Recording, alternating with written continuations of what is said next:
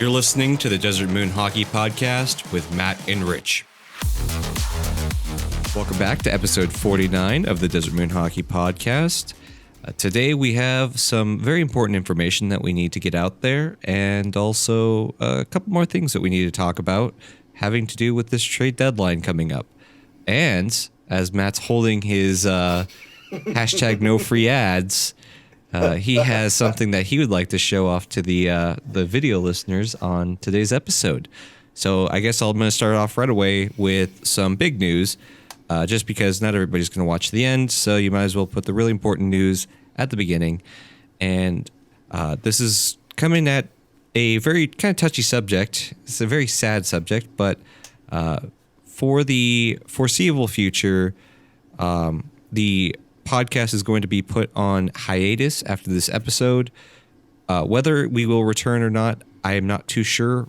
Currently, right now, with my work schedule, I'm already working 6 days a week, and it's coming up on probably going to end up being 7 days a week.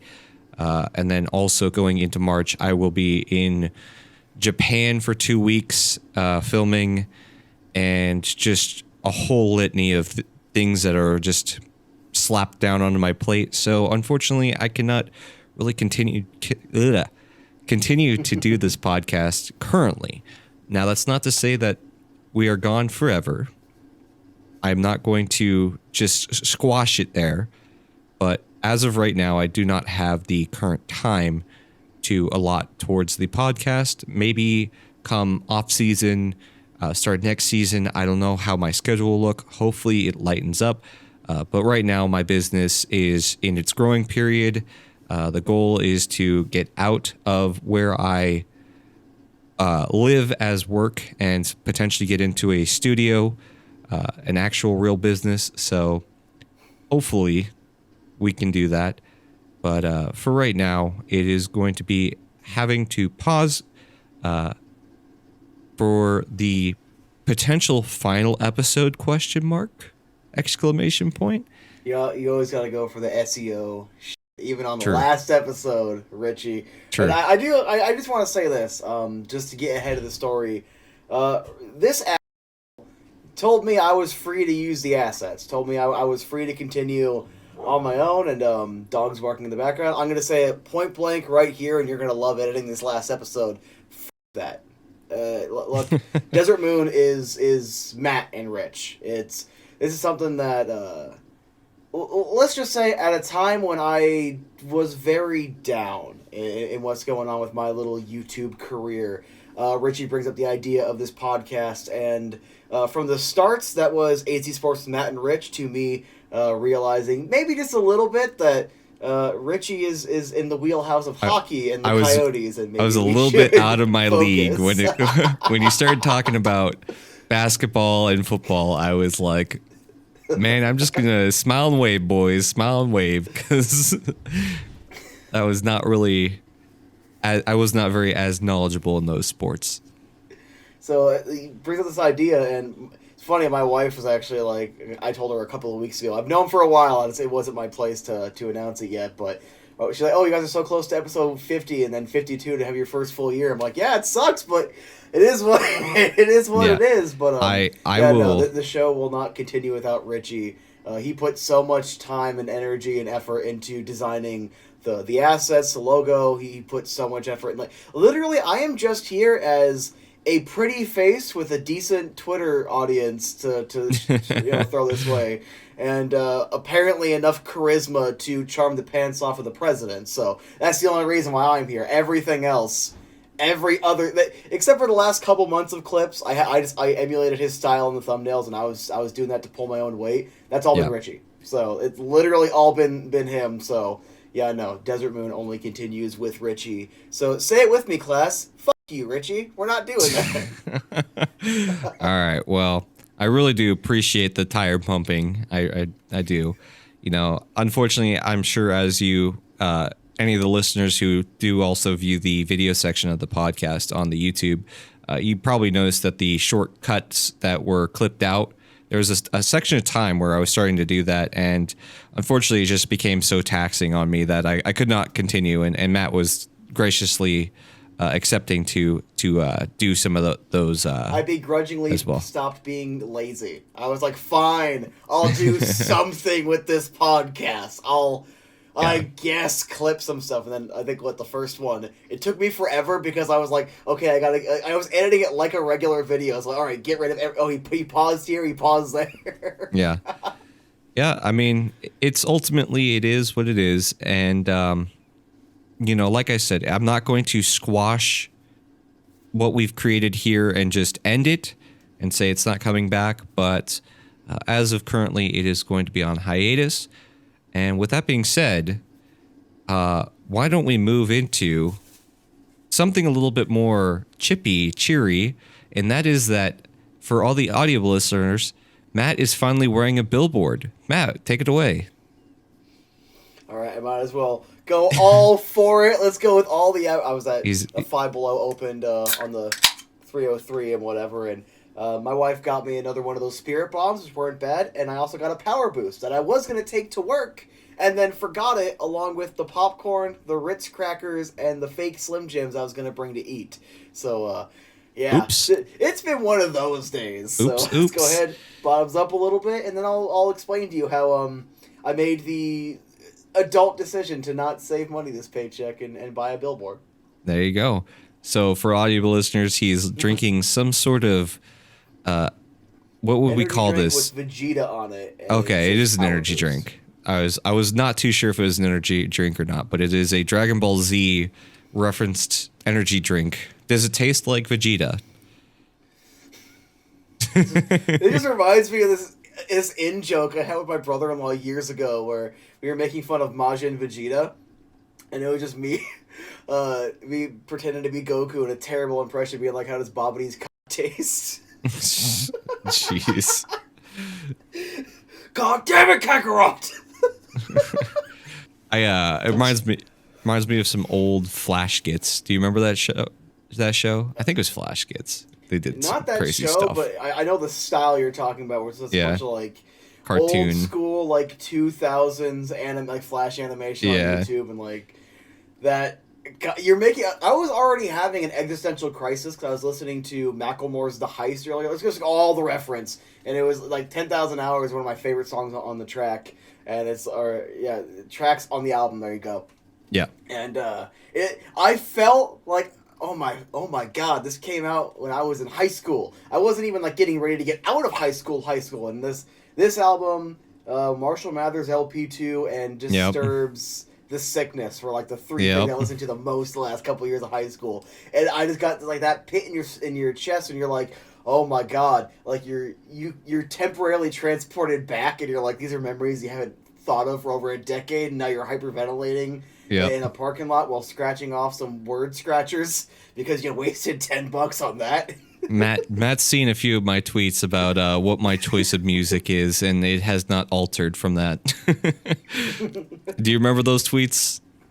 I remember a couple, and then I remember sending you a couple of songs from the Sonic Frontier soundtrack, and you were like, I very much appreciate that for obvious reasons. I put that in my playlist, just to let you know.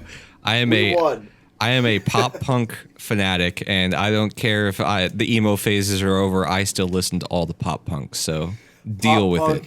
Emo rock, angst rock. I call it angst rock because it's that sound where it's the best way to describe it is "fuck you, Dad." There's no other way to describe it but that, and there you go. That is my jam. You just put that on, especially with just throw in a random guitar riff for no reason. And I'll be like, no.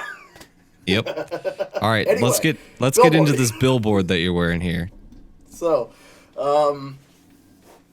first off, I budget X amount of money, so it's X for bills, X for gas is $200 every paycheck for gas, and a lot of the times I over budget a little bit, and then the change, some of it goes into savings, some me to mess around with, some I waste on scratchers. So there you go, and then $100 for savings, $100 for comic books. I almost never spend the whole $100, so it's X amount of money. I didn't think about that, and when Mike Gould came in for the Calgary game, he pointed out how they had some of these, Desert Night jerseys. Pointed out how they had some that were customized, including a Bissonette and a Shane Doan. And as soon as I read that, all right, I all legit, right. from my shop, through the ASU hallway, out the door over to the gift shop, and I ran.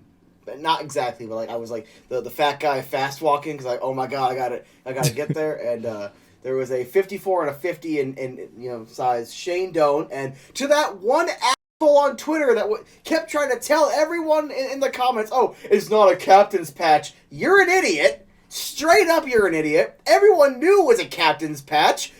And then like, oh, it's my opinion. Your opinion's wrong and you're stupid. It's the last time I get a chance to say that. Let's get it off my chest. So anyway,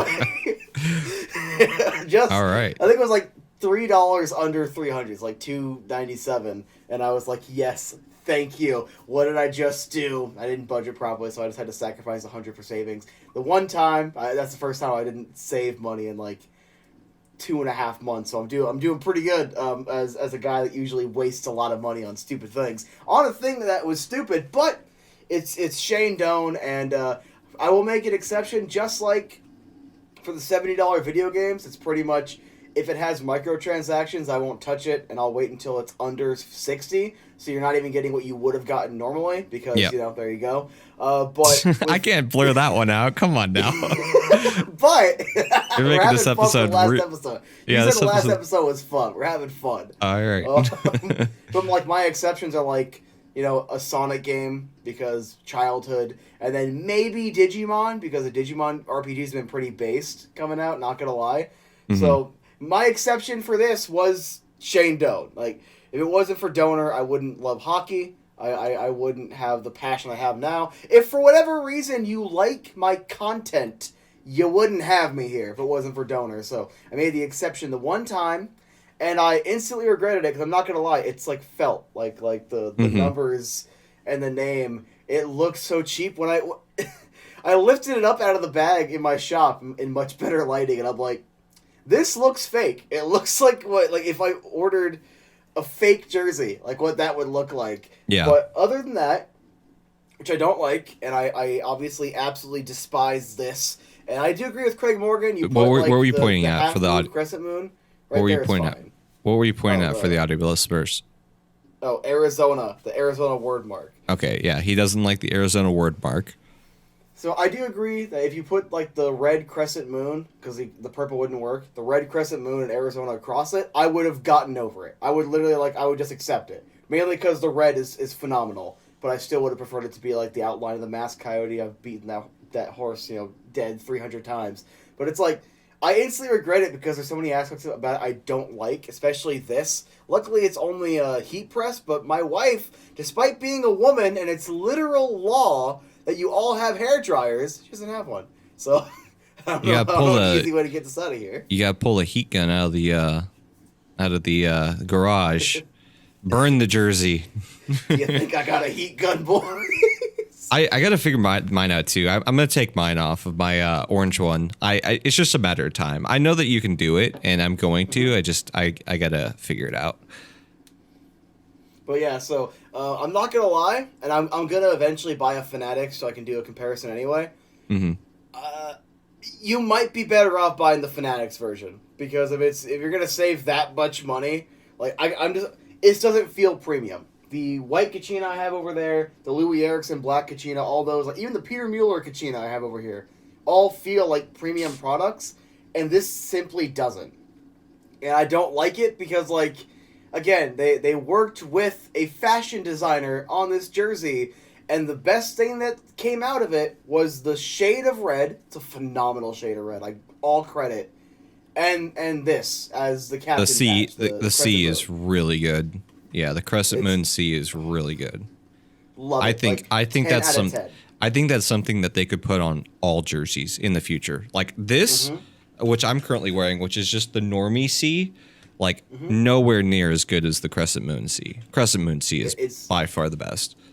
Now the only one minor complaint is I wish it would have just been the Crescent logo patch, because it's just a felt C. But at the same time, while that's what my mind envisioned, now that like I've actually thought about it, it doesn't really make sense they would do that because it is just a C. It's just supposed to be a C. Yeah, you would also probably get confused, and let's say a ref doesn't fully know your team or something like that. Like they could be mistaken by something like that. Mm-hmm. So I could see that being. So it's like I get it. It made more sense when I sat down to think about it. So it's like it's one of those things that when you see it in a picture and you know how good it looks and you immediately connect it with that logo, I just assume that's what it was. But then when you see it in person, you're like a little disappointed, but I get it. Like it's not a big deal. Like it still looks really freaking nice. Like I love it. And I will say, I don't think we talked about this on the podcast, but oh my goodness, I'm drawing a blank. CP3, Chris Paul, right? Yeah, there we go. I got it out. CP3. He ended up wearing that jersey to one of the games for the Suns. Now that Sarver's gone, they're freed from their shackles of not supporting the Coyotes anymore, and they can actually wear whatever they would like. And he ended up wearing one of those jerseys to a game. And what's funny is like comparing the difference between hockey fans and basketball fans, just because hockey fans were so notorious with a logo on the front, whereas basketball fans, they're much more notorious with words on the front. And all of the basketball fans, at least the vast majority that I saw, like if you go to that post, all the fans like that jersey. All the basketball fans really like that jersey, which is cool because while they may not come and support the Coyotes currently, in the future, like what we saw when the Suns became very successful and when they released that gorgeous that gorgeous Valley jersey, which was the Arizona sunset. That's how you captivate other audiences. I even wanted that jersey, and I don't watch basketball.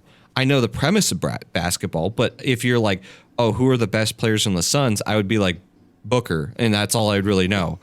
And that's just the truth, unfortunately. But, you know, those jerseys, even I was like, as a hockey fan, I was like, man, that's a gorgeous jersey. And if you can, you know, maybe this is only the first iteration and Coyotes fans not too crazy about him. Some fans like him, some fans don't. But as you start to tune in and fine tune that common ground, that's something that will absolutely grow your game when the Coyotes become more successful. You want to start to captivate other audiences, just like how the Suns did with me, right? Even though I didn't actually spend any money, but it convinced me to. The Valley is the best basketball jersey ever made. It's right up there with the old school Toronto Raptors that had the Raptor with the basketball. Like that's phenomenal. That's classic. There's a couple other ones. Yeah, that was pretty cool. The Phoenix Suns one. The new Nike's version of it looks so much better. And the thing is, I always liked it, but thought it was kind of. I have no idea how else to describe it because like my favorite jersey design was what they were wearing back in 2007. It just said Phoenix across it, and it was purple. So it's like it's literally the exact same design, exact opposite design philosophy of what I prefer. But I think it's just because if it's on a basketball jersey, like that's what you expect.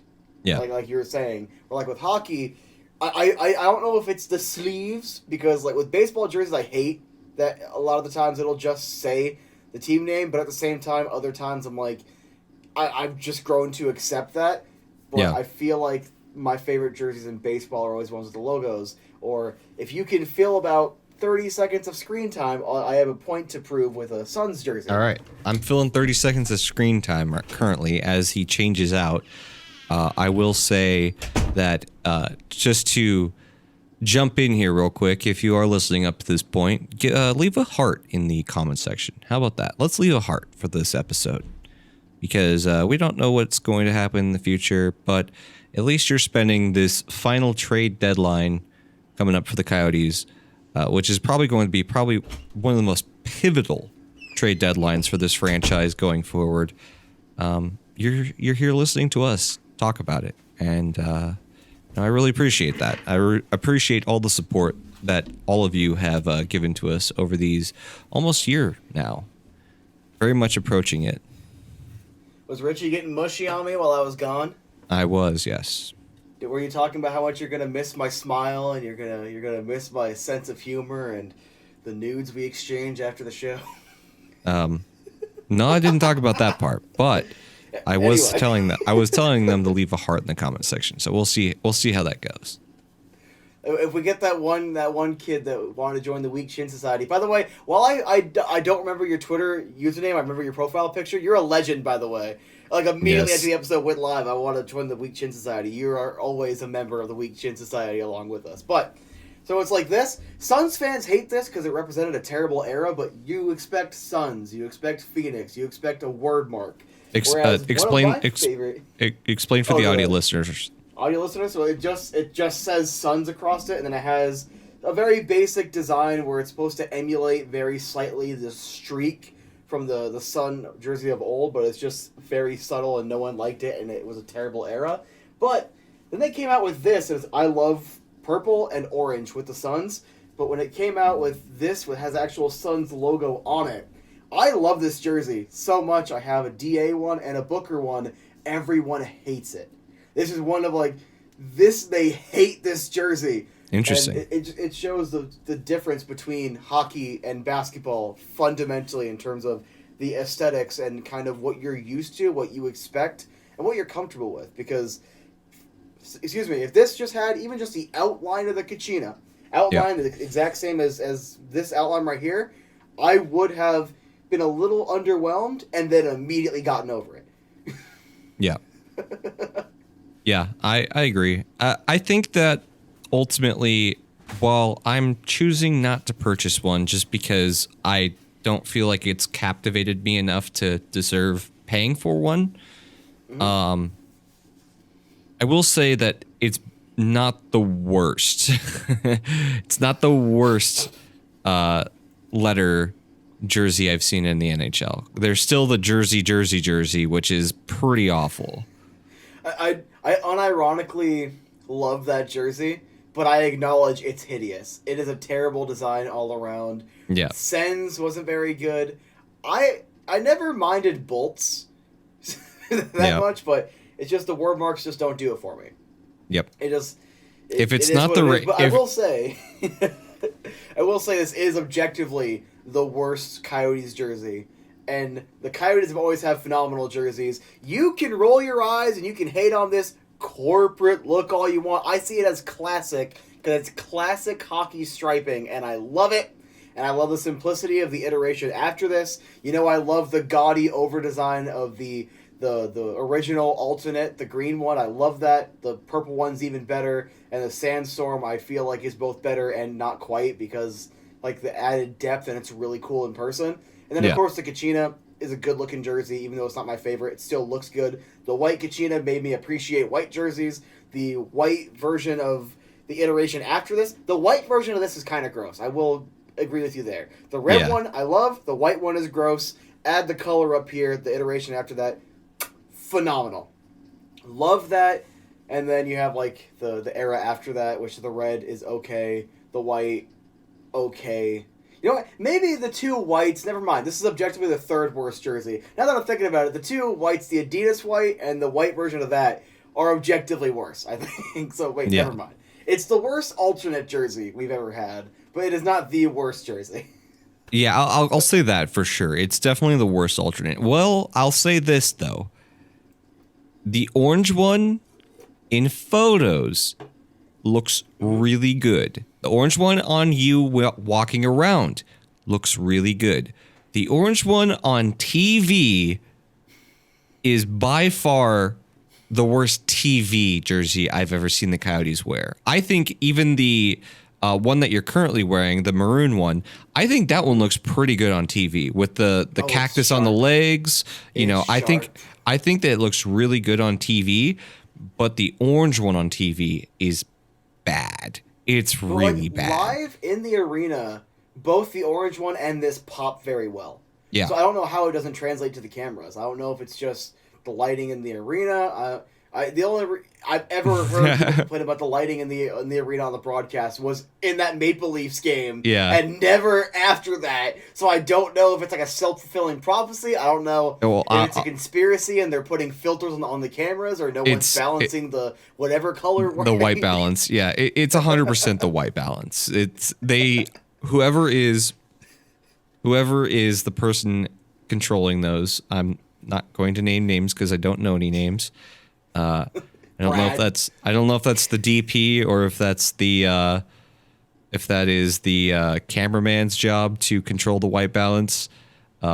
Whoever it is very much on the cool tones on those cameras, and it is not very good. If you want to compare, go to the very first gameplay at the Mullet when the national broadcast came in and with their cameras. Compare those shots and then go to that Maple Leafs game. One looks very much different than the other.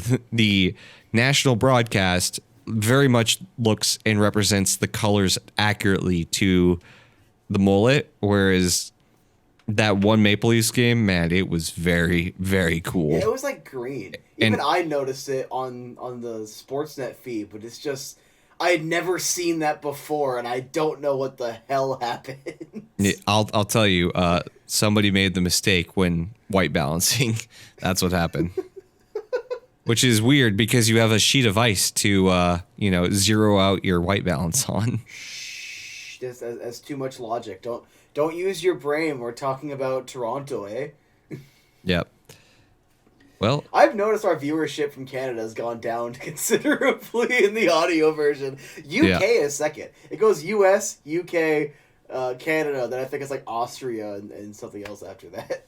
Well, the Canadians probably do not like us trash talking them. And rightfully so. I would probably not stick around either. But that's fine because we don't need your Monopoly money anyways. So, but all I know is our number one fan keeps showing up in the comments randomly. And it's always like, the worst podcast or you guys are clowns. And I always log into AZ Sports Guy and I'm always like, are you still here looking for attention? Yeah. Yeah. We had to mention the number one fan in the last episode because, man, how would we have gotten up every day without your clown comments? Yep. I will say though, I say that jokingly about the Monopoly money, but I do know that there are good Canadians out there that actually try to support this team and not just dump on them all the time. And we appreciate you. I will say that. We absolutely appreciate the Canadians who come down, try to support the Coyotes, recognize that you have to grow the game in order for it to expand. In order to bring new people in, to bring new eyes in, you have to take a loss somewhere. Sorry that has to be in Arizona, but when you look at the up-and-coming stars... Perfect example. Do you know what this says right here that I'm holding in my hand? Well, it says Attack on Titan, and it looks like, what, the manga? I was covering the logo. Do you see a nice little logo down here? Oh, Five Below, yep. So... This was phenomenal. I watched this one comic channel, and I really wish American comics would do this too. These usually retail for $10. Now, the big box stores, Walmart, Target, a lot of the times now they retail, with their discount for a little under $8, which is pretty good. You're trying to be competitive, get more people in to buy manga from you. But right here, it's typically the first couple of chapters. I think I have the first two chapters of Seven Deadly Sins, Chapter 2 or Volume 2 and 3 of Fairy Tail. So I have a couple, and then I like the first couple episodes of Attack on Titan I watched, but never really got into it. A $5 price point to try to get you looking at, hey, it might either be it's a slightly lesser quality print with the paper. It could just be they're taking a bit of a loss on it because they want essentially the DRUGS model where your first hit's free, but instead your first couple hits are cheap, and then, hey, it's an advertisement in the back. If you want to continue to read, go to Barnes & Noble, yada yada, wherever.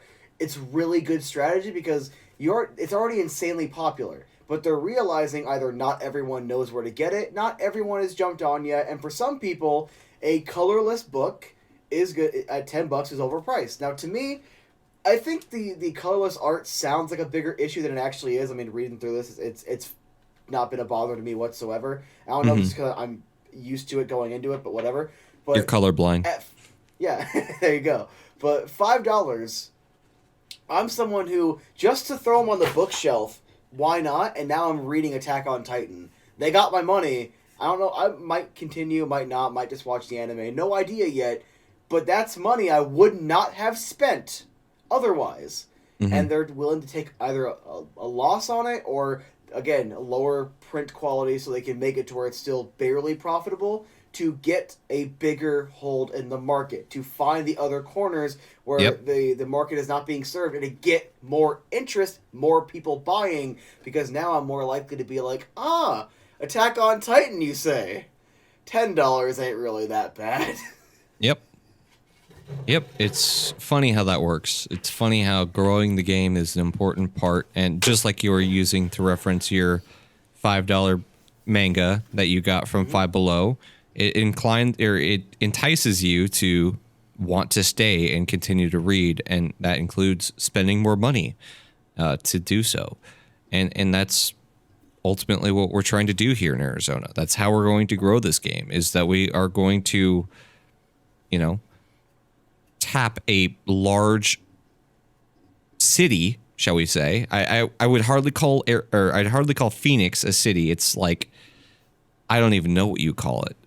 Like you when you think of city, metropolitan area. Yeah, it's basically when you think Phoenix, yes, locals know Phoenix, but anyone outside, they're thinking the greater Phoenix area, and it's made up of like 7 or 8 different cities. And if you really want to be technical, anything that is within this circle that's not Prescott Valley or as far south as Tucson could probably be just considered greater Phoenix. Yep.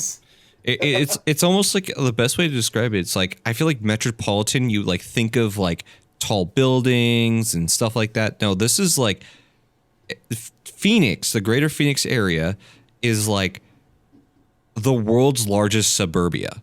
Like that's essentially what it is, right? Like that's what it feels like to me. Now, I haven't gone to too many cities. Maybe everybody's like, that's how every city feels like, maybe. But the way we spread out here, it's massive. And to get back to the point I was trying to make is that there are so many TVs, there are so many people that are just completely untapped in this market. And that's not just hockey, that's just sports in general.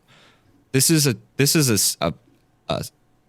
not even just a city. This is a state that was founded a little bit over 100 years ago. A state that was barely founded over 100 years ago. It was 110 or 113 years ago. And what, 65% of adults here, or was it a little higher, are not from Arizona. Yeah. Are not native to this state. Like, one of the biggest battlegrounds is our sports teams typically aren't that good. Now, when someone's been here long enough, like, we have the hardcores. You ever talk to hardcore D-backs fans? They're a different breed, man. They've been under a lot of abuse for a while. Hardcore Suns fans. I hate hardcore Cardinals fans. I hate Cardinals fans in general, but they have to have, tip your cap, hardcore Rattlers fans, hardcore Coyotes fans. Like, once your teeth are sunk into one of these teams, you don't leave. Now, it takes a long time for people to give up their previous team or the next generation to not just, like, when I was growing up, part of me, because my dad's from Chicago, wanted to root for the Cubs. Like, obviously, from Arizona, I'm always rooting for the D-backs, but, like, part of me in the back of my mind was like, well, shouldn't I be, like, rooting for the Chicago teams or whatever? Luckily, I never ended up doing that because that retroactively, me as a Cubs fan or a Blackhawks fan feels wrong. Just straight up. Yeah. But it takes a while to get through that, and at 111 years, 112 years, whatever, I think the Centennial was 2012, so yeah, about 111 years. How many generations is that realistically? It's less than 10. It's what, less than 8? Depending on like what that. Your definition of a generation is? Yeah. And, it's crazy. It's like you're sitting on a gold mine and you're drilling and the drill bit breaks, right? And the drill bit breaks and the drill bit breaks. And you're like, well, time to pack up and just leave. That's essentially what they want to do. Like, when you hear these people are like, oh, move the team to Houston, move the team to X, move the team, wherever. The problem is that the truth is that the Coyotes haven't been ran properly for close to 20 years. That's just the truth. Since they left downtown, they have failed to be ran properly. And when that drill bit continues to break over and over and over, you can't hit that gold mine that you're looking for. But now that you have somebody who can actually invest into better drill bits to actually penetrate into that gold mine, this is the time. Like, the future has never been brighter here, which is funny because they play in a 5,000. Talk about this again. Like, never. in 10 years, we will not have another conversation about this team should move. Like, we're going to look back on it and laugh. Like, even people that are 100% moving to Quebec right now, even they are going to laugh whenever, like this market is actually, like you were just saying, just to use you as a springboard, they are playing in a 5,000-seat arena. Yep. A collegiate facility. Collegiate facility. I don't know why. Because they were kicked out of their previous building. Well, it was a mutual thing. Yeah. I know, but everybody's going to say they were kicked out, even though the Coyotes chose to not sign the 20-year agreement. Mm-hmm. Oh, sorry, 15. It depends on where you look, but it's anywhere between a 12 and 20-year agreement. And as Craig Morgan very much said, just to paraphrase, although this might be an exact quote, if the Coyotes would have signed that, we would have never heard about them not paying their bills. Straight up, we would not have. So anyway, so it didn't work in Glendale because of location, because just it's too far away, and you mix that with poor management, you do lose interest. Now, whenever you're winning, the building will be filled, but anytime you're going through a slump or a rebuild, or you're trying to stave off that rebuild, money lost. It was going to be a bad decision to stay out there. I love that building.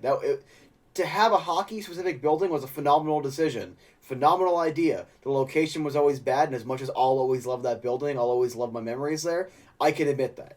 I'm man enough to admit that. Adult, whatever. Mature. But now that you're in a college arena, 5,000 seats, they've sold out every night. They have officially sold out every night. Their revenues are right around where they were at Glendale. Now, it depends on where you're looking. Last I heard, it was pretty much leveled, but they could be a little bit up, could be a little bit down, but the revenues are right there in a building a third the size. Yep. This is year 2 of a rebuild, and the fan apathy doesn't exist. Because there are so many people that are like, oh, this team should be trying to win right now. Because they're not actually paying attention, yet they're still interested in this team being successful and trying to push for playoffs and this and that. Because there's a market here, and they're tapping it. Now, I will give some criticism. I don't think they've done a good enough job getting the college crowd, because I go look at my Twitter or the AZ Sports Guy Instagram, because I posted a video. I don't know if you saw it, and it's the same announcer as the D-backs games, where before every ASU game, you have the student section, they're all getting excited, they're all getting pumped, and then it's like, get on your feet and make some noise. It's hockey time at the Mullet, and every time he says that, I get hyped. We don't, as much as I love the announcer for the Coyotes, my coworker mentioned it's kind of like a wrestling environment, and I feel like it's not capitalized on properly, where if you actually, in my opinion, make Alex Marullo, make Bill Armstrong, Javier Gutierrez, make all of them go to a ASU game. Go to all of them, and you'll take notes. Hey, we should be doing more of this, because you want that kind of energy. So that's a little bit of a criticism I have, but they're still more successful in a smaller building. And if anything, that should just tell you what an embarrassment this team used to be in terms of how they were ran, managed, owned. All of that, it was embarrassing. I'm big enough to admit that, because they had the fan base. They've always had the fan base. It's just never been big enough for the national stage to acknowledge it. But it's always been here. There's always been passion. It's just they've never capitalized. And 2010 to 2012 was the closest to that. Yeah, and for all of you who say, oh, they just don't have any fans, please look in the mirror. I want you, if you're from Canada, I want you to tell me, how many relatives do you have living in Florida or in the Arizona area? How many? Are you telling me that Canadians aren't hockey fans? No? Because y'all seem to like to move here during the wintertime or live here permanently, which is fine, but don't tell me that there's no hockey fans in Arizona if y'all are moving here. Giddy up, partner. All right? Or if, the Kachina's, girls hockey program has grown to being, I think it was top 5 or whatever of the different girls programs in the States, or that the youth hockey as a whole went from it would take a while to fill up to it's gone within 15 minutes, or our college team, which I didn't know until I started researching my Oceanside video that I'm making, that has been around since, I think it was the mid 80s or early 80s, or I think it might have been late 70s when the JSD was established. Don't quote me on that. I don't have the script in front of me, but it's literally they went from playing in this tiny arena to now they justified their own. There were talks about them sharing an NHL quality building with the Coyotes before their terrible ownership got in the way of that. Yeah. But they justified their own damn building. Yep. In my opinion, the more time I spend there, like it is a monument to hockey in this market. Like from the Roadrunners in 1967 to right now, where we are at, it is night and day. It is something that Oceanside was shut down 30 years ago. No one says a single thing. It's being shut down now, and everyone is sad about it. Everyone's talking about their memories with the building. Everyone's talking about, even though it's a very outdated building, how it holds a special place. You go inside there, all the different junior teams that have won championships there. Like it's grown so much, and I'm so sick and tired of people that don't know what they're talking about, acting like this market has no fans. Like, no, you're an idiot. I want you to finish your point, and then I want to extend to a different point and turn this into a ranting session. All right. Well, I will say that eventually we got to get into deadline talk, so let's not rant too much here. But all I was going to say is just to finish up was, if there's no hockey fans here, then why are you all moving to Arizona? Why is it that we have some of the best coaches in our system teaching minors or teaching, the junior leagues or the little leagues? I don't know what you call them. I'm sorry. But why is it that we have some of the best coaches that are living here teaching all those kids, and it's transferring into the NHL, by the way?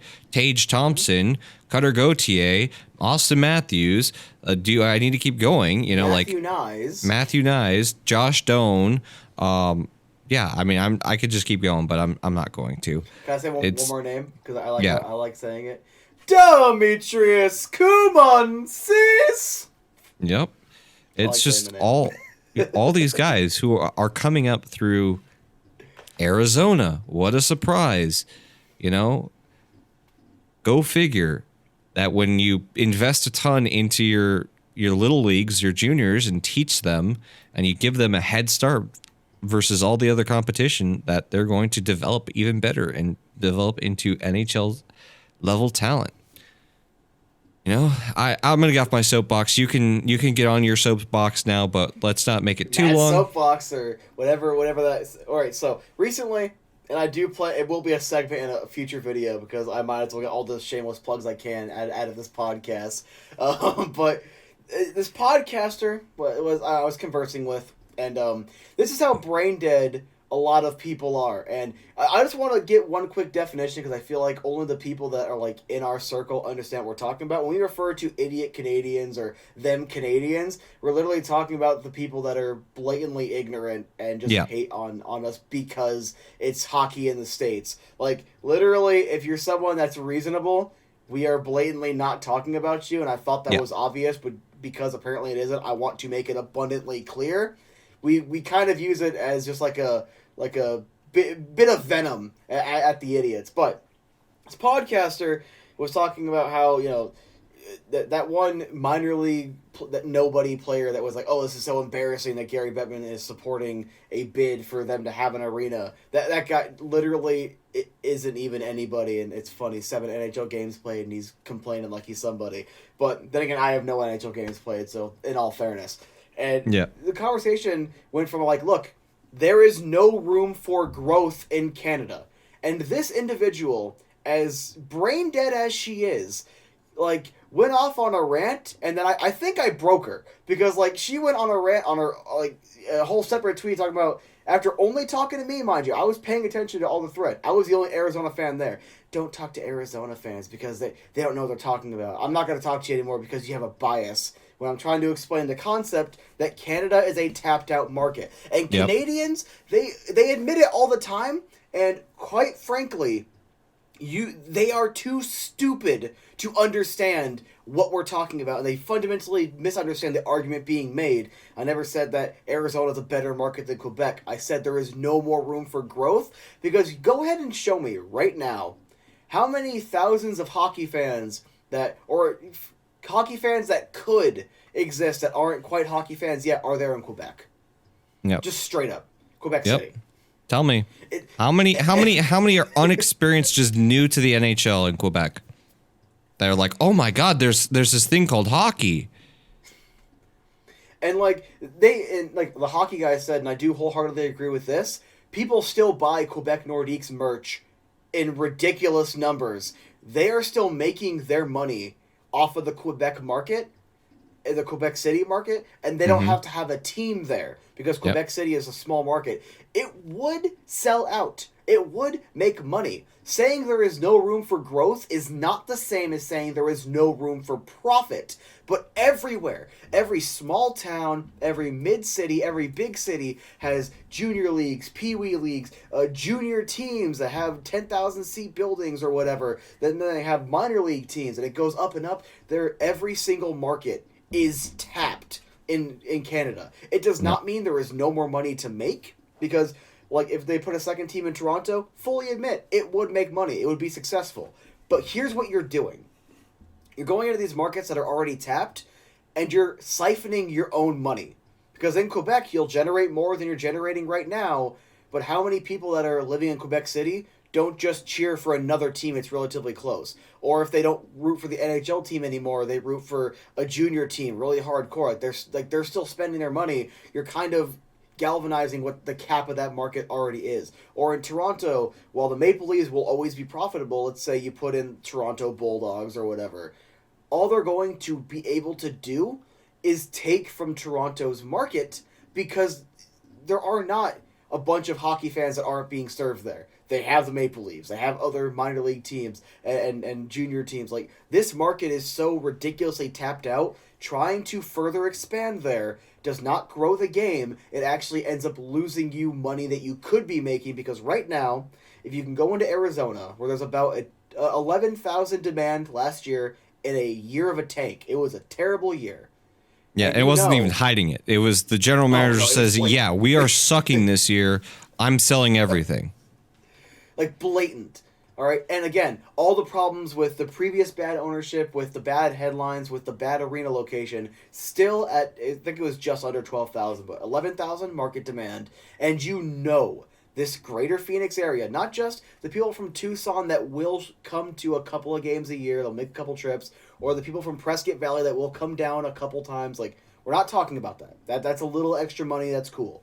But we're talking about the people the 4.7 million that live in the greater Phoenix area. That is a market that you know damn well, not even just with the strength of the US dollar versus the Canadian dollar, that has borderline always been there and probably always will, because the US is a bigger exporter and also has bigger guns they like to point at other nations. Like, our dollar will always be stronger. You look at that, look at these markets that you have not even begun to tap into, and that's the growth we are talking about. Yep. We are not saying Quebec couldn't be profitable. You move the team to Quebec. You move the team to Quebec tomorrow. It is absolutely going to be more profitable than where it is now. Obviously, no duh. We're not denying that fact at all. But the problem is that, hey, you hit a recession. Oh, the team's not doing well. It's going to go belly up like it did last time, because guess what? That's what happened. The problem is that there's a lot of money involved in that situation, and that in order for it to work, the team's got to be successful pretty much all the time.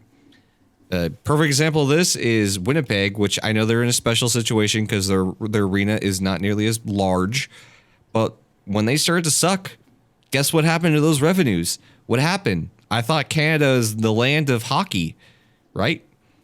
When we look at your nation's capital, very passionate, but they will abandon you if you're not worth their money, which I can respect. I respect the hell out of that. I don't blame the fans. Western Canadian markets. Yeah, I don't blame the Coyotes fans that don't show up. I don't blame the Canadians fans that don't show up to their games. Like, I get it. Like, you want this team to be successful. You don't want it to be a clown show. I just am a glutton for the punishment, and that's why I stick around. All right? I'm addicted. I'm addicted. But, like, to go back to what I was saying, like, your nation's capital, they put an arena an hour outside of it, and all of a sudden it's unsustainable, right? Oh my God, they can barely draw anything. This is your nation's capital. The Arizona Coyotes, desert hockey, same problem, arena an hour outside of downtown, are drawing more people than your nation's capital. We're only I don't know drawing what to tell you. 38 people. Mullet Arena only handles about 200 people. Come on now. Well, I was saying for last year, right? when we had 11,000 seats. Remember that there was still restrictions. Remember, you can't discount the fact that there were restrictions. I don't really care because what was it, 2017? They had to blanket off seats in the Upper Bowl because they couldn't sell out. We're bringing this up because they're holding Arizona to an unrealistic standard, and then we point the mirror at them. I've heard people from I think Buffalo and or Ottawa, I think it was Buffalo, oh, we're protesting our management or our ownership, or oh, they're going through a struggle, or oh, well, they just deflect, well, you can't sell out. And it's well, the Coyotes this year are. So can't we mad. Can't we just say the same thing? We don't even have an owner. We haven't had an owner for 20 years. But we can't protest. We just there's no fans in Arizona. What? You can't be serious. Desert bad. Desert bad. Hockey bad. Desert bad. Show us on the desert where it touched you. Yeah. Desert bad. That's all it is. So, anyways, let's. So it's just kind of wind that down, and to that idiot and to anyone that thinks like that individual, you do not understand the argument that's being made, and it's both hilarious and depressing.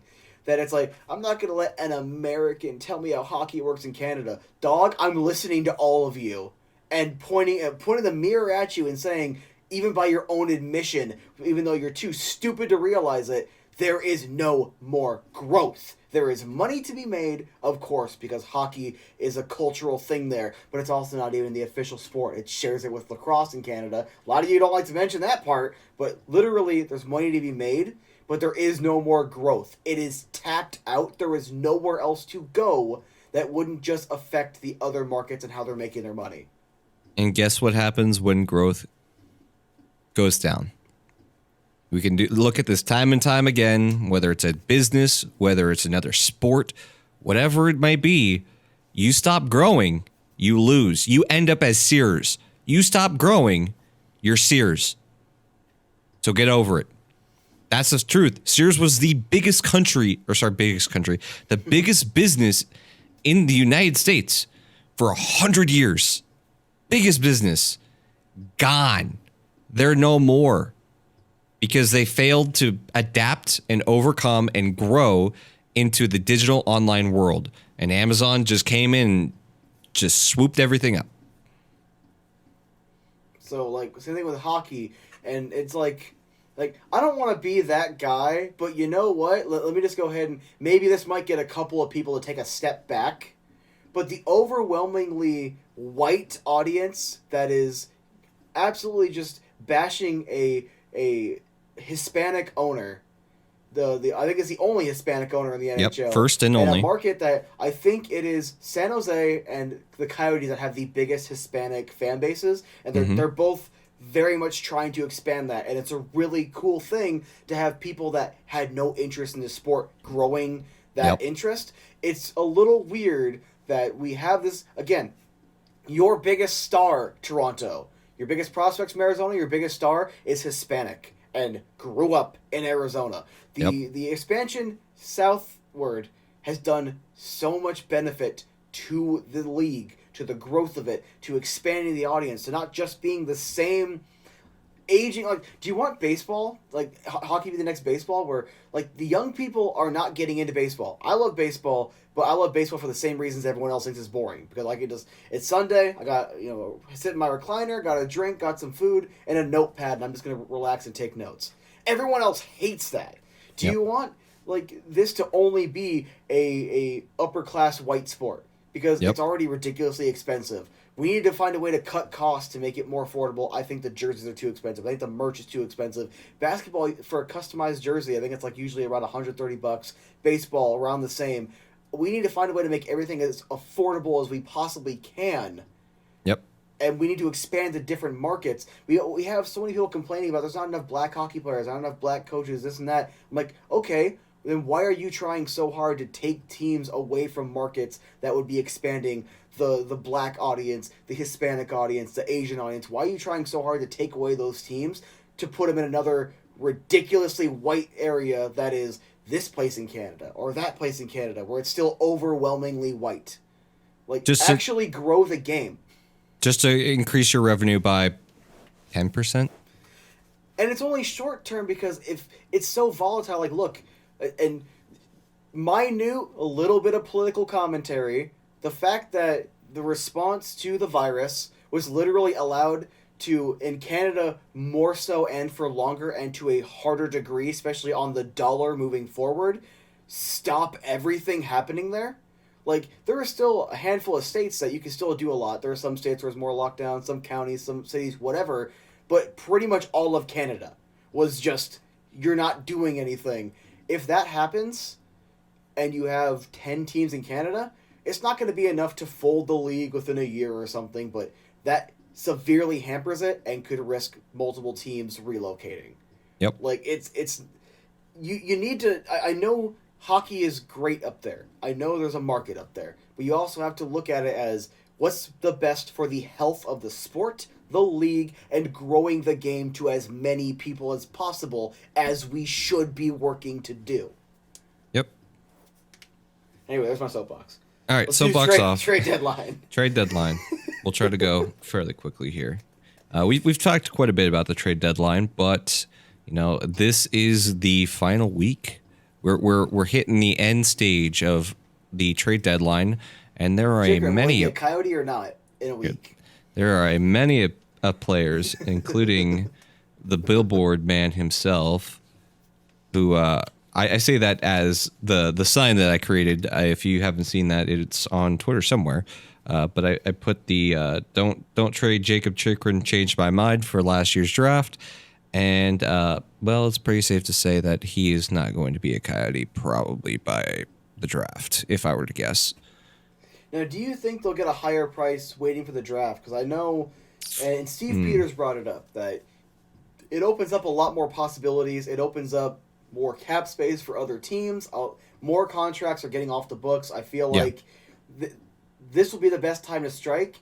I want it done right now because there are teams right now, like apparently Washington's had interest. Pittsburgh's coach wants him, and Pittsburgh, because they re-signed Malkin and Letang, they are forced to try to compete. They can't back out of this now. There's a couple other teams where I'm like, even Florida. I brought up Florida before, and Florida would make a lot of sense, even though they don't have the first-round picks we want right now, but you still have other assets. Is some of these teams right now might be more desperate and willing to put a higher offer, although if I had to give a prediction, LA number 1, St. Louis number 2, because I've been reading a lot of reports that they have the cap space, they have the assets. Yep. If you give me Snuggerud, I'll say this right now. If you give me Jimmy Snuggerud, I'll make it Snuggerud and a first. It can be a top 10 protected, and that's it. A 2-for-1, because that's how much I value having Snuggerud here to play with Logan Cooley and Clayton Keller, because that makes me a very happy boy. Sexual innuendo, wherever you want that there. But I think it's one of those two teams are kind of my two favorites. Yeah. But at the same time, I want it done at the deadline because I feel like that gets you a higher knee-jerk offer. Mm-hmm. But overall, I think the draft gets you a higher quality overall offer. And I'm not sure which I prefer right now. So it's hard. I would say if you're going to trade him at the deadline, I've seen some interesting reports. Like, for instance, potentially trading away Pittsburgh's 2024 and 2025 picks, their first round picks, for Jacob Chikrin. This is an interesting concept. So you could take the guaranteed, which is like your 2023 pick, which could be pick 25. It could be pick 32. We don't know. And granted, this year's draft is quite deep, but a player like that, like a Maverick Lamoureux, no offense, Maverick Lamoureux, a Maverick Lamoureux in a deal for Jacob Chikrin isn't moving the needle for me, personally. That's just the truth. That's how I feel. That's fair to say. I like Mav, but that's fair to say. Yeah. It's not a piece that moves the needle for me. So, at the deadline, if you're going to pick up stuff, I want it to be either a really good player that's already drafted, like a Snuggerud, like a Holloway in Ottawa, or not Ottawa, in Edmonton. I push this narrative just because I secretly want it to happen, but it won't happen. It might upset some Edmonton fans, but that's fine. Players like that, these are guys that we really want. Obviously, a Brant Clark, but that's sounding like that's absolutely not going to happen. These are assets that I would be looking at the deadline, or to bring it back to the Pittsburgh thing, a 2024, 2025 first round pick unprotected from Pittsburgh. There's a lot of value there because eventually the wheels have to fall out on that team, right? I hope so. Obviously it's a gamble, and that's what I'm talking about at the deadline. If you're going to do a deal, I'd more want to see a gamble deal or a guaranteed prospect coming back, because let's say you're Edmonton, right? And you decide that you're going to get rid of your first, and you take a first and Broberg to move him, right? That's what a lot of people have been saying. Like a first and Broberg, we get Chychrun, let's do this now. What are we waiting for? There's a lot of value for the Coyotes in that, and that makes a lot of sense. But if I'm the Coyotes at the deadline, man, there's some gambling that I've seen going on, like a 2024, 2025. If Pittsburgh falls off the wagon by 2025, and we have their first round pick, and it is top 3, top 5, that's massive. Because if we're going to the trade deadline, guys, we're looking at the value dropping. And that's just the truth, because the assets in this year's draft are so good. And I don't mean the asset itself has dropped, but the asking price will have dropped because the assets have gone up. So what I mean by that is, let's say you get Pittsburgh's 2025 and ends up being 5 at 2025, 5th overall pick. Huge. That's great for the franchise. That's altering for the franchise. But if we're going to get into this year's draft, we're going to see something more consistent. We're going to see pick number 11 and a B tier prospect end up coming the Coyotes' way, which is not terrible. Obviously, it's a lot better than, no offense to Maverick Lamoureux, it's a lot better than Maverick Lamoureux. It's better than pick 28. Pick 11 would be much more desirable. But your asking price is going to go down, I think, a little bit. If it's 3 firsts right now, it's probably going to be 2 firsts by the trade deadline, just because the assets in that draft are touted a lot more than a 2025 first round pick. And also, everybody that wants to tank next year for, I forget what that one kid's name. I think it's Celebrani or Italian. Yeah, Celebrani or something like that. Yeah, I know who you're talking about. It also sounds vaguely Italian. Like, look, I would bet on a team like Pittsburgh then, because the wheels will fall out, and while Sid is still good, look how well they were playing, and then they just the wheels fell out this year, and they're trying to get back in that playoff spot. There's it's going to happen. It's going to happen. If they come to us at the deadline, we'll give you 2024, 2025, and like a C tier prospect, like a defensive prospect, because we do need to restart the cupboards. Hell, we'll be Mimi with it and say we get P.O. Joseph back. We'll get Mimi with it. Why not take that? Because by 2025, that will be a very good pick. Very likely. Because Chychrun can only do so much. And also, we have the little thing in the back of our mind where me and Richie have been talking for years, where it's like, when are his knees going to start being a problem again, because they were both majorly operated on. So it's like, if you can get that done, I'm not complaining. Yep. Because that's still 2 firsts and 2 different drafts, and that gives you extra assets, and then whatever else you do at the deadline. I would very much like it if they can squeeze a first out of a team that would like Vejmelka, because I know you keep scoffing at that, but here's the thing. Tampa paid a first-round pick for a fourth-liner, and then I think another team paid a first-round pick for a fourth-liner the next year, or I think Tampa did it again, where it's like the price of certain rentals has gone up because Tampa destroyed the market. And unfortunately, same thing with as good as Draisaitl is, Edmonton destroyed the market with Draisaitl 1 year of first line production, giving him that extension. Once the market is destroyed, everyone is looking at that like that's the new standard. And while you might be able to reset it a little bit, if it was, let's say, a third round pick before, it's going to be a second at the very least now moving forward. Yep. Value goes up. That's the way it goes. Sorry. You can say the value's too high, but ultimately, if that's the asking price and that's all the asking prices of everyone else, there's nothing you can do about it.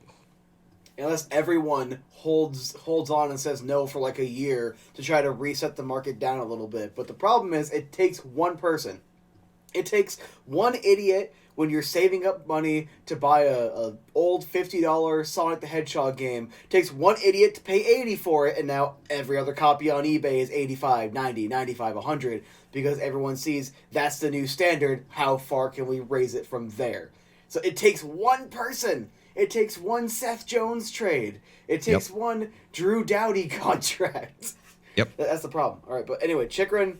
All right, let's go thumbs up, thumbs down. He'll be gone by the trade deadline. I'm gonna say thumbs up too.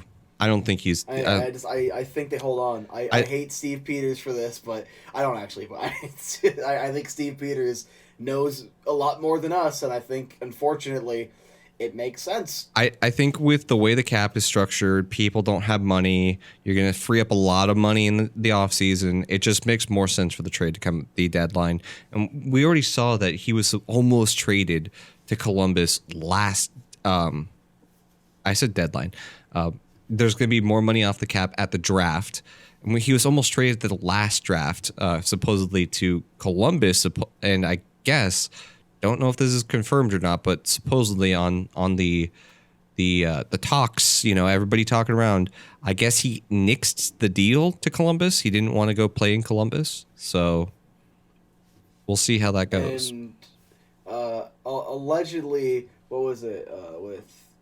I think Bill Armstrong was talking about it, if it wasn't allegedly. When they first held him out, he said we felt we were really close to a deal, and then the reports came out 2 days later that, or 2 or 3 days later, that because of the money in, money out, the talks fell apart with LA, which tells me it's also another reason why you get the Weber contract.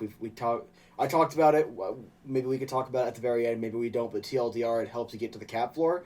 So it's like that might reinvigorate the talks. And then he gets moved to the deadline. But I think what it came down to is they were really close to a deal in their minds, and it just ended up falling apart at the last second, which tells me this doesn't go past the draft.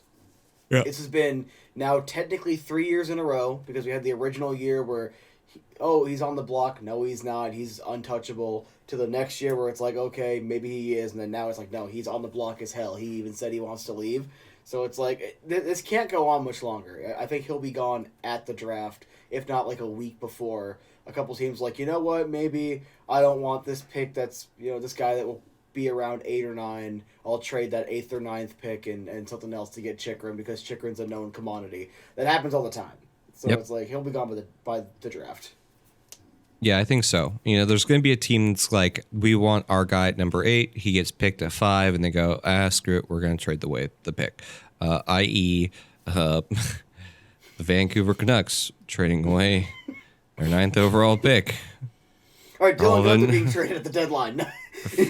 for Oliver Ekman-Larsson and Connor Garland. Nick Bukestad, traded at the deadline. Yeah, absolutely.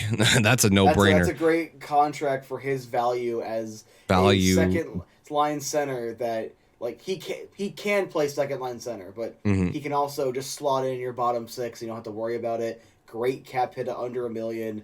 I think a second-round pick, I think that does happen. And he keeps stocking up seconds. It might take 3 seconds in this draft, depending on how deep it is, but you'll be able to get another first-round pick with all these seconds. Just keep piling it up. Yep. Karel Vejmelka. No.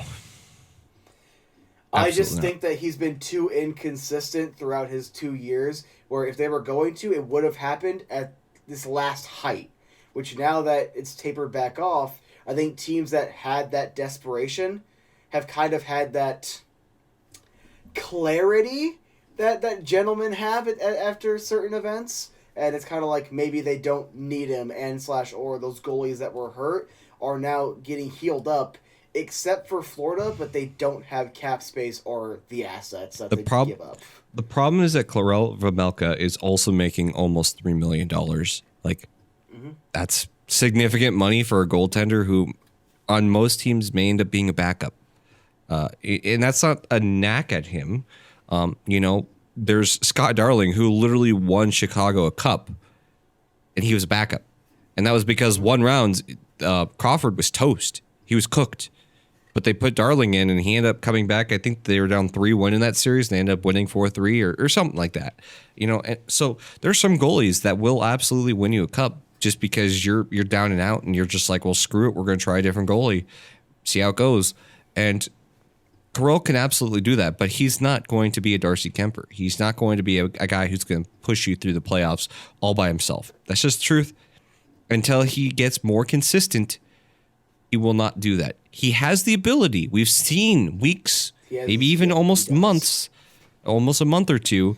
He was leading goals saved above expected in the league for a month straight. Mm-hmm. And it was, I think, 2.5 months into the season. It wasn't like the first month of the year. He has the talent. It's just, I feel like it needs more consistency before teams are willing to pull that trigger for a price that Bill Armstrong moves the asset for. Yep. All right, Shane Gostisbehere. Yes. I'm going to disagree. I'll let you talk after I give my counter argument. I think if it was going to happen, it would have by now. And I know we're seeing a lot of minor deals. We're seeing teams, create cap space. The problem is, with the 50% retainment the Coyotes would very likely do on this, I have this weird, not a gut feeling, but it's a feeling, like a thought in the back of my head that maybe that ship has sailed or, and I'm really hoping for this, even though it does derail a couple plans, he sees what we're building and wants to sign that extension and be here throughout that process because we need the veteran leadership, and he might not get an offer he wants for his services.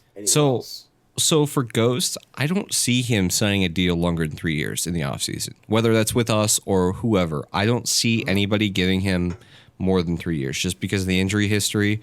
I would love to see Ghost come back for another 3 year at the same price at $4.5 million. That's fine with me. Pay him the same price. We have to hit the floor. Pay him $5 million. Give him a small pay increase, we have to hit the floor. But with that being said, the reason why I'm saying he's traded at the deadline and ends up potentially pulling an Antoine Vermette and coming back in the offseason is I think this guy, this is going to sound mean, but I think this guy is the perfect rebound D-man for a team. And the way I mean rebound, I'm talking about somebody wanting to go in on a Jacob Chikrin trade or another defenseman that they really wanted, didn't get their guy. A second round pick is an easy ask. I think that's ultimately what he's going to go for. I don't see a first. I think if he was healthy, off too much. Yeah, I think if he was healthy and stayed consistent, I could see it like a late first. I don't think so. I think it's going to be a second, but very similar to Bukestad, I think somebody will go, I'll toss a second for a 50% retained Gostisbehere. And I think that it will happen, personally. Because point per game, Gostisbehere in the first 20 or so games, I stand by that. If he would have kept that up, which I was hoping they would have capitalized on that and got the deal done then, just because of how hot the start was, it's like that Gostisbehere could have got a late first. Yeah. Gostisbehere, we all know what he is. Craig Morgan has talked about how the injury isn't going to affect the value because you know what you're getting with Ghost. He's been very consistent. That means that consistent value is second round pick. You might get a second and a third or a fourth if you start a bidding war, but I think it's a second round pick. I'm not going to complain about that. But like I said, in the back of my head, I feel like that would have already happened.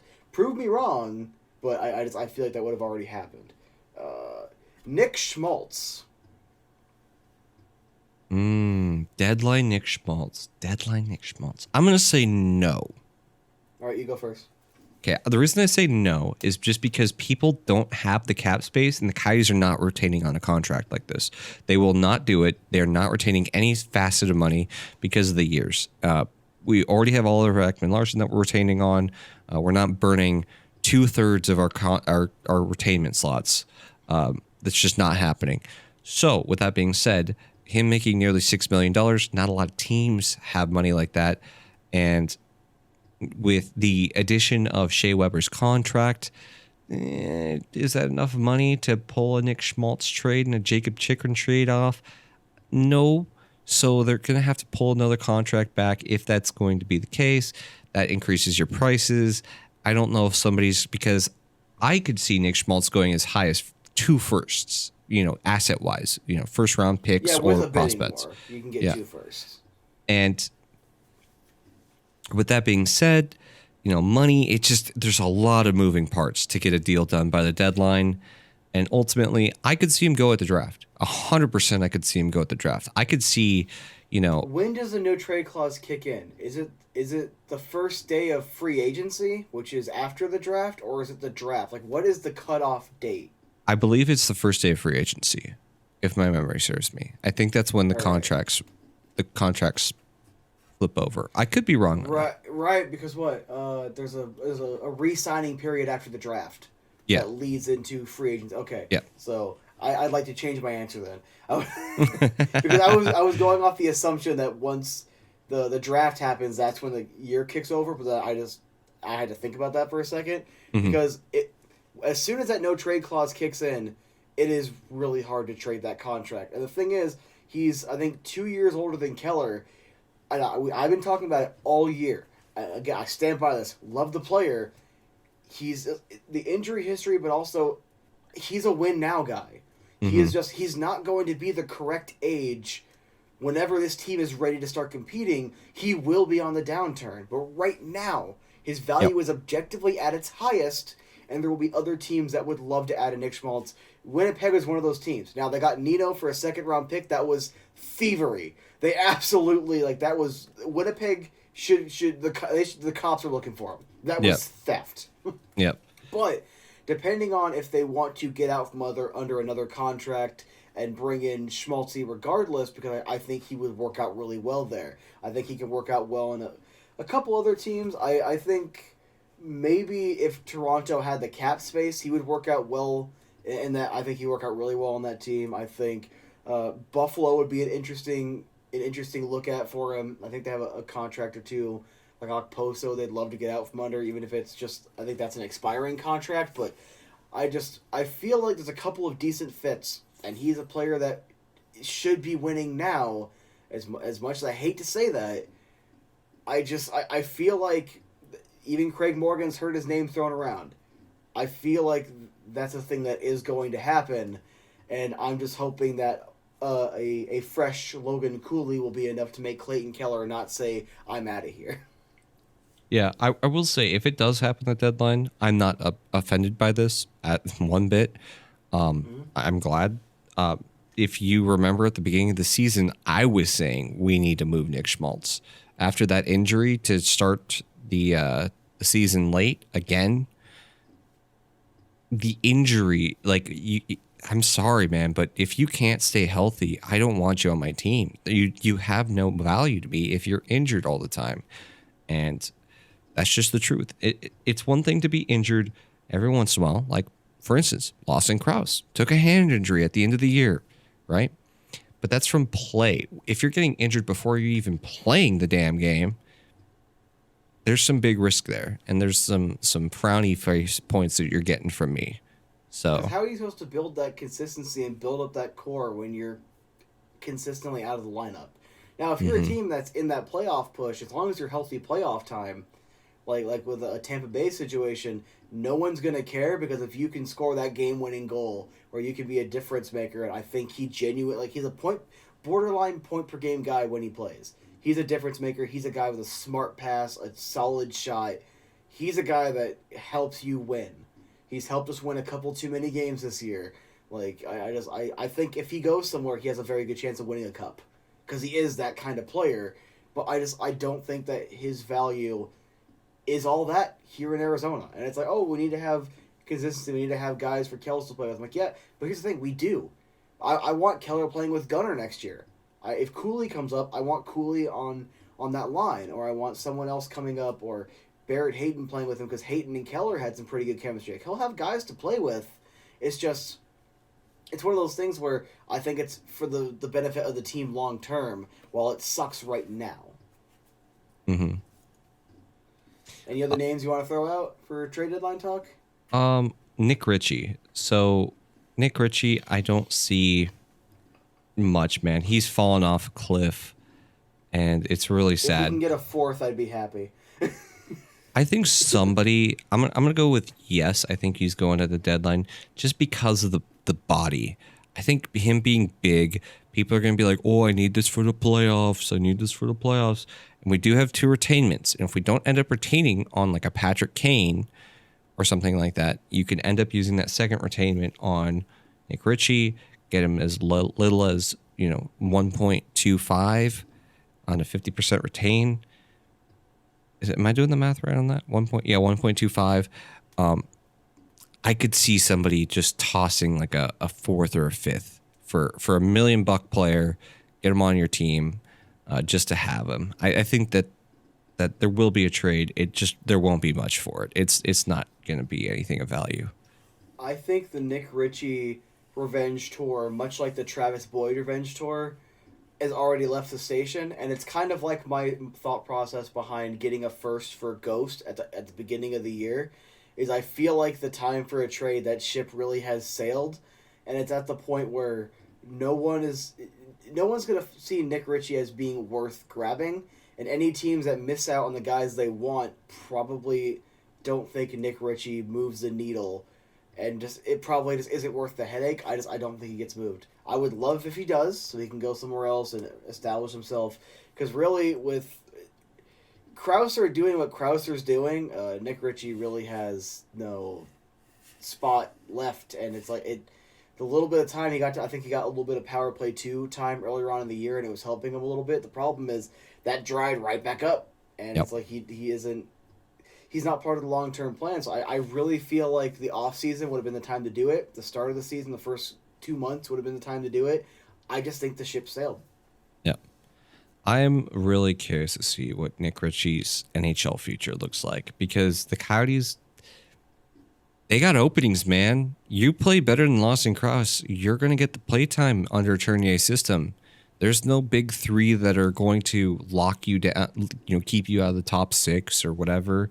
And he failed to impress and, demand that ice time. And ultimately, that's really disappointing, and I'm worried for his future in the NHL. I think somebody gives him a 1 year. I'm just gonna throw a random name just out of a hat. I think a team like maybe even not Toronto, because Toronto got rid of them. But like maybe a team like Seattle, a random team. Maybe you have a bottom 6 spot. If you get him for like league min or $800K or something. I feel like someone gives him a flyer, but I feel like he's one of the last few names signed at free agency. Yeah. Yeah, he definitely won't be. He definitely won't be a first day free agent signing. That's for sure. Stecher. Actually, I think he might, because he has played surprisingly well in Arizona. Now, it's obviously there's a lot of context there. Arizona's defense has not been what you can call good. It's been one of their weaknesses. You've either been getting goalied or you've had the offense show up to keep you in games. Those are the only, cause they outwork you and they get some good bounces and they have some genuinely good offensive games. But the defense in my mind has not wowed me once. Moser's playing very well. Some individual players are playing well, but the unit as a whole is not doing good enough to stop the high quality chances. They're not doing a good enough job to really be the difference maker. It's the goalies. It is the goaltending. Mm-hmm. I think it's also kind of why you see as much inconsistency out of guys like Karel Vejmelka, and then the struggles in the middle of his set with Ingram, because it's the defense not doing him any favors, and it isn't until the goaltenders really get a hold that the excellent play really starts. But I think Stetcher's played well enough to show he's still an NHLer. And while I would like him to re-sign, let's say a 2-year extension. I don't know what the contract looks like. Maybe 1.5 or something. Like, he's not a big money player, but I think he's good for the development of some of these kids and good in the locker room. But I think he does have some value at like a fourth, a fifth. It would be a single pick and it would be a low pick. Yeah, it would be pretty low. The reason I say probably not is he was a guy who wasn't. He was in free agency, didn't sign until 2 weeks into free agency on the Coyotes. I just don't know if there's a lot of value there. The underlying numbers on his play are just not good. They're not very good. I just don't see him ending up garnering any value personally, unless it's like a 7th or something. But even then, his cap hit's 1.25. I just don't see it. I just don't see a fit personally. Any other names? We could say Kraus, and we all know the thumbs down. Yeah, no. LOL, no. Ingram. Do you think Connor Ingram has... Because I genuinely feel like he has shown enough to show that he is an NHL goalie. Mm-hmm. I just don't know what his role is. My gut tells me a 1B, a good complementary goalie for you. But I think he's shown that he has that NHL capability. Do you think he's a guy the Coyotes keep? Or do you think he's a guy that gets enough interest to move him? I would not trade Ingram for anything. He screams budding into a very successful goalie in this league. I don't know. Everything I see, the way he's starting to perform now under Corey Schwab's system, I would not trade that guy. I think he could be your starter for when you get Connor Bedard and you get Austin Matthews and you're going for a cup or playoff run. I'm just saying I could see Ingram being the guy that you could go to and be like, all right, this guy's playing 50 games a season and he is lights out. I feel like he's already shown more consistency than Veggie. I feel like, because I did the video on him. I looked at his numbers. He started off pretty solid, and then it tapered off. And he was even talking about his mindset. Where it's like, look, if I don't get back into it, I'm not going to be an NHL goalie. And I feel like he got focused, and his numbers were consistently good. He had that stretch, and one of those 5 games, he posted like a 938 or 960 save percentage in one of the games, and then 2 games below 700, 4 games below 800, 2 games below 700, so it's 2-2, and then went right back to being a brick wall, even through losses, where it's like, I feel like Veggie would have stretches, and then it would taper right back off, and then stretches, taper right back off. Ingram has kind of just kept it, and I feel like it's numerically been more consistent, though it's been a smaller sample size, so there is risk there. I would like to see him stay. I think I'm just going to go with what back of my head says, 1B, but I would love it if he's your 1A or if he's your starter. But to me, I think he has shown he's going to be an NHL goalie. He is an NHL goalie. And maybe if Veggie gets some interest, you can bring up Prosy, have Prosotov back up Ingram, and really see what Prosy can do at the NHL level, and maybe that's your tandem going into next season. I think if you're trading all these players away, like if we end up hitting on every trade, the wheels are going to fall off on this team. Mm-hmm. And I don't know what the confidence would be if you had Ingram and Prosvetov in that. I just feel like you might crush their confidence if they're just getting torched every night. That's why I think you keep Veggie. I think that's why you or Gillies. You can bring Gillies up and let Prosy stay down in the AHL. You could, but dude, I think Prosvetov would go back to Russia if that happened. I don't mean that insultingly, but I feel like he would just be like, nah, I'm done. I've been waiting for a call up forever, and you guys have still failed to call me up. I feel like he still can be at least a 1B. I feel like every game he's played, he wasn't set up properly. And even then, he managed to pull that one phenomenal performance against Colorado last year to where I'm like, I think, I don't know if it's mismanagement.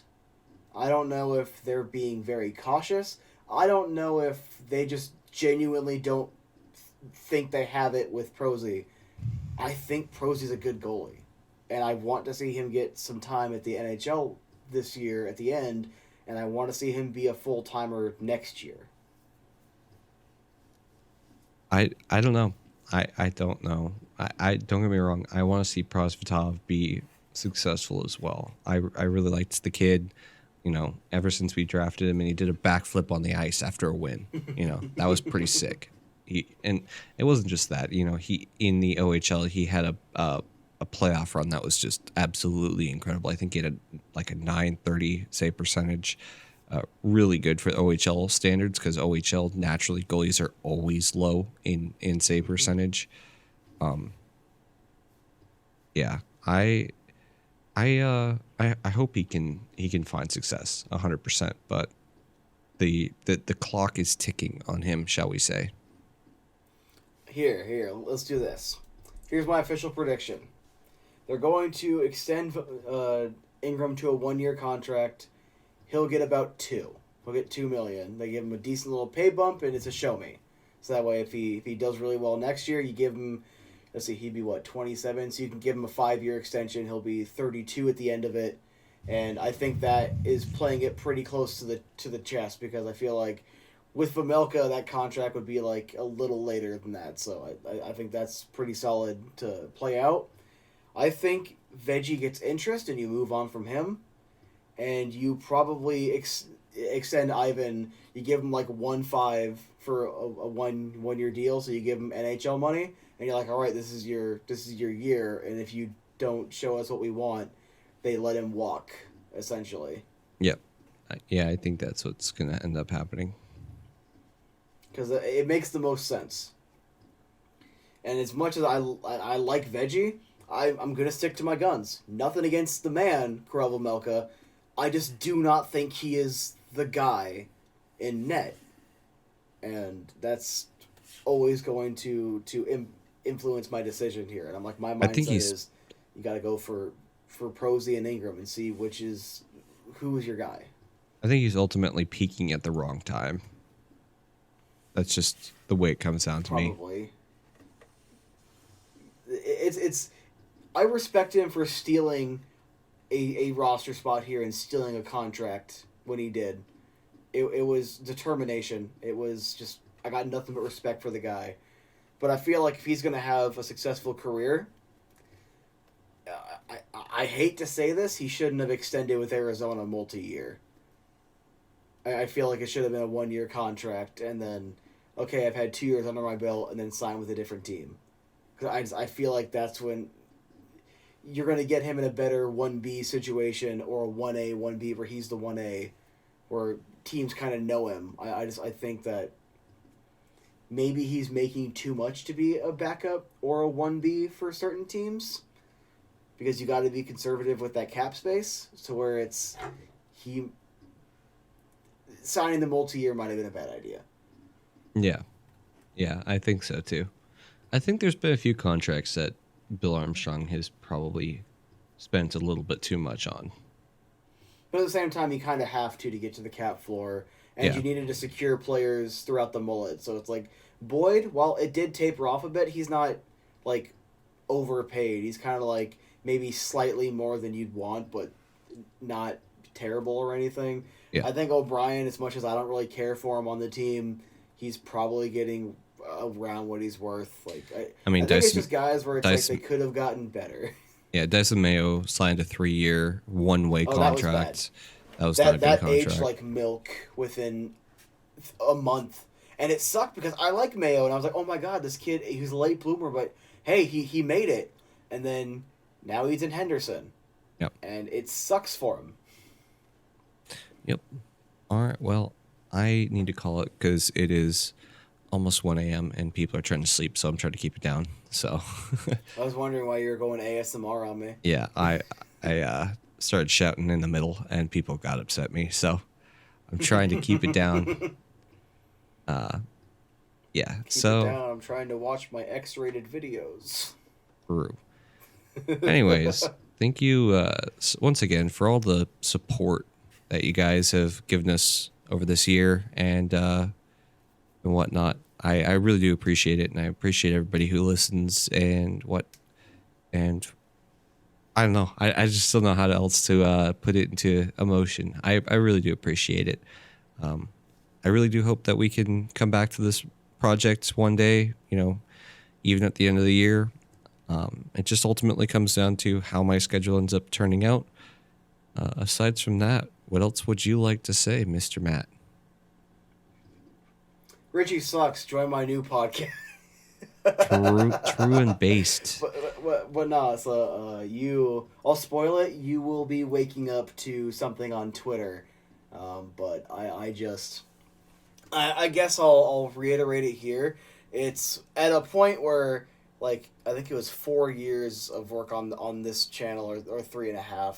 It was like I didn't feel like I was getting the results I wanted, and the fact that it part of me always felt like it was you trying to do me a favor as a friend, but it was also just like the perfect thing at the right time, where it gave me some structure, something to look forward to, something to kind of plan weeks around. And from me recording in hotels to us staying up late night on Saturdays, you playing your weird Grave Manager game while we're waiting to start recording, and we start talking about not Minecraft, RuneScape or whatever. It's been a blast. It's been a pleasure, and if you don't give me an episode 50 in the summer, I will go to your house and fart on your door handle. How about this? At the very least, we'll say there'll be an episode 50 for the NHL draft, the 2023 NHL draft. How about that? We'll say that. At the very least, you'll see us at the draft, I suppose. But yeah, I would very much rather it be a goodbye for now. But in the back of my head, I always knew this won't go on forever. And while you don't like to think about that, you want to live in the moment. You want to just enjoy it while it lasts. It's one of those things where it's been a blast. It's been an honor. It's been a pleasure that I can just show up on Sunday and do little work and get all the credit because I'm the face. But it sucks. it really sucks. But I gotta show support for my bro and be like, this was cool, and I'm rambling at this point. All right, well, enough for the teary-eyed exit. I will say, or at least for now, thank you so much for watching. Please hit like, follow, and subscribe. If you decide that you want to potentially view us in the future, if you want to see how this turns out, if we end up bringing it back. But if not, I completely understand, and thank you so much for listening. One last time, everyone. Fuck you, Richie.